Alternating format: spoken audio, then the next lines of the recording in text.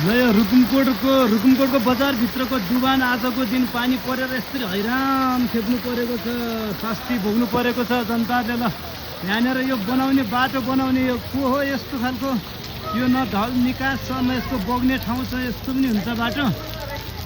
यसरी पछिको लागि हेर्नुपर्छ नि। यसरी ल हेर्नु त यसरी तलै छिरेर सफा गर्न लागिरहेको छन् मान्छेहरू। ल यति मिहिनेत लगाए सबैजना मिलेर सफा गरिरहनु भएको छ।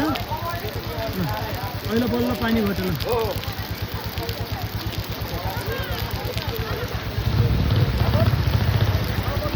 के बाटो बनाएर हो? अहिले घट्यो पानी। ल ल ठिक छ। अहिले गयो पुरै जाम भएर रहेछ होइन? त्यो बेला बेलामा चेक गर्नुपर्ने है खासमा।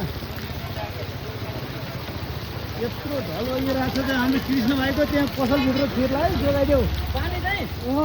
सुन भाइ पानी अहिले बल्ल गएको छ, भर्दै गएको छ पानी। अब टाल्ल्या थियो त हामी त। पानी बल्ल